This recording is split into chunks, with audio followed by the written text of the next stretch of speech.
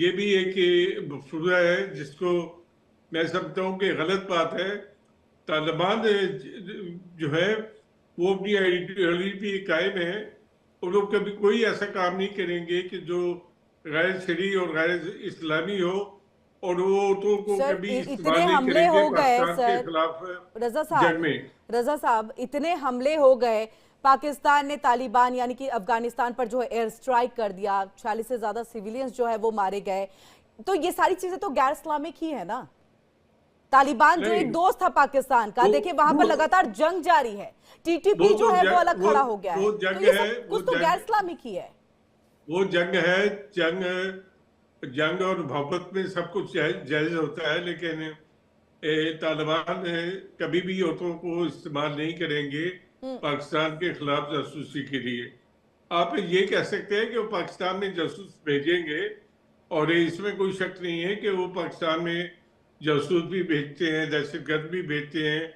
अभी बलूचिस्तान के सूबे में उनका एक आदमी पकड़ा गया है। अभी चंद रोज पहले एक ट्रक पकड़ा गया है जिसमें असला पाकिस्तान आ रहा था। इसमें कोई शक नहीं है कि पाकिस्तान और अफगानिस्तान में एक अनडिक्लेयर्ड वार जारी है। लेकिन मैं यहाँ आपको ये बताना चाहता हूँ कि तालिबान कभी भी ख्वातीन को इस्तेमाल इस जंग में नहीं करेंगे। नहीं करेंगे। आपके पास संजय कुलकर्णी सर आपके पास आएंगे, और ये देखिए वो कह रहे हैं कि मोहब्बत और जंग में तो सब कुछ जायज है, लेकिन कहीं ना कहीं महिलाओं का इस्तेमाल नहीं होगा, यानी कि वो जासूस के तौर पर नहीं आएंगी, और वो इसको कह रहे हैं कि देखिए एक तरह से सिर्फ अफवाहें हैं जिस पर इतना र्यूमर है, जिस पर इतनी बातचीत हो रही है। लेकिन ये तो र्यूमर नहीं है ना कि आईएसआई चीफ जो है वो बांग्लादेश में जाकर के बैठे हैं और इस मुलाकात को भाईचारा कहा जा रहा है। आपसे हम समझना चाहेंगे, क्या पाकिस्तान के साथ साथ अब बांग्लादेश को भी आतंकवाद का एक गढ़ बनाने की कोशिश हो रही है भारत के खिलाफ खास तौर से? देखिए, it is very very unfortunate कि पाकिस्तान में एक ही फैक्ट्री चल रही है, वो किस तरीके से आतंक फैलाएं। अभी जैसे मोहसिन खान साहब ने फरमाया कि भारत जो तालिबान के साथ रिश्ते बना रहा है, भारत तालिबान इस बात को समझ गया है कि भारत ही है जिसने $3 बिलियन पैसा लगाया है, किसने अफगानिस्तान में आतंकी बनाने के लिए नहीं, पाकिस्तान में हमला करने के लिए नहीं, तहरीक तालिबान पाकिस्तान को खड़ा करने के लिए, वहां पे डैम बनाने के लिए, पार्लियामेंट बनाने के लिए, अस्पताल बनाने के लिए, रास्ते बनाने के लिए, ग्वादार से उनको खाना देने के लिए। तो ये बात आज तालिबान को समझ में आई है कि हिंदुस्तान ही एक ऐसा देश है जो तालिबान चाहे तालिबान हो, लेकिन अफगानियों का फायदा है हिंदुस्तानियों के साथ रहने का। और उसको इस बात का भी पता चल गया है कि चीन किस तरीके से वहां से सोना लेकर के जा रहा है, किस प्रकार से कॉपर लेकर के जा रहा है, किस प्रकार से मखान कॉरिडोर से आ रहा है। क्यों? क्योंकि चीन को भी खतरा है कि पाकिस्तान जो है वो उसकी मदद पता नहीं करे ना करे, चीनियों को मार रहे हैं पाकिस्तानी। वहां पे एक डिविजन लगा रखी है तो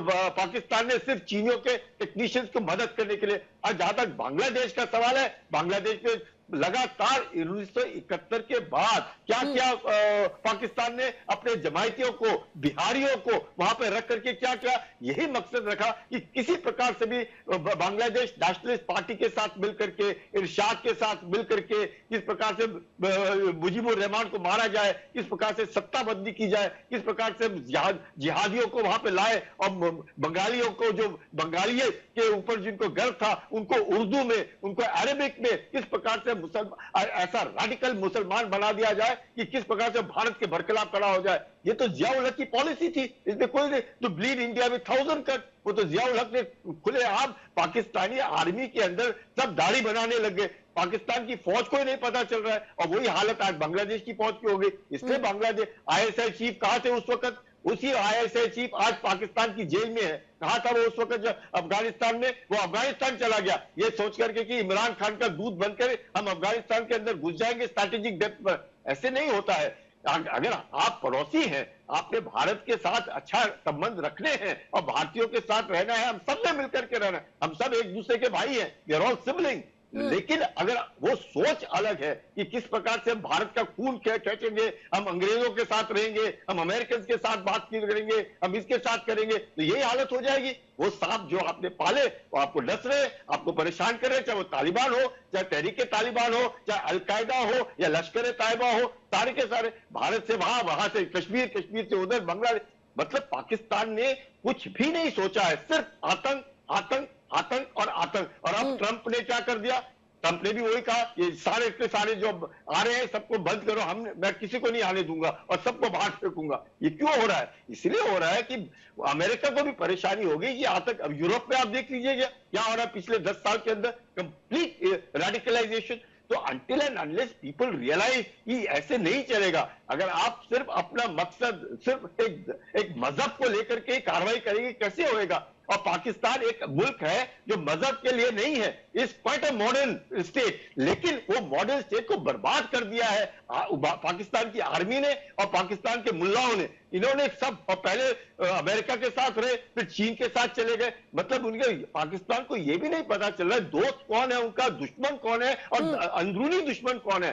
रेडिकलाइजेशन, सऊदी अरेबिया से पैसा लो, यूएई से पैसा उठाओ, सिर्फ अपने क्या बोलते मस्जिद बनाओ और मदरसे चलाओ। मतलब ऐसे नहीं होएगा, देश ऐसे नहीं चलता। भारत के देखो कितने सीईओज हैं आज अमेरिका के अंदर, अमेरिका के उपराष्ट्रपति की पत्नी ही भारतीय है, वो मूल की औरत है। तो आप समझ सकते हैं कि भारत का जो विचार सोच है वो अलग है, और पाकिस्तान की सोच जो शुरू में अच्छी होगी, पर अब पिछले मुझे लगता है 40 साल में पाकिस्तान ने अपनी सोच को बर्बाद कर दिया। जी, इसका जवाब ले लेते हैं मोहसिन रजा साहब से। मोहसिन रजा साहब, क्या वाकई, क्योंकि देखिए आजादी दोनों देश को जो है मिली और उसके बाद पाकिस्तान जो है वो अलग हुआ, लेकिन कहीं ना कहीं देखिए जमीन वही थी, वही संस्कार थे, वही सारी चीजें थी जो आप लोगों में भी सिखाई जाती हैं।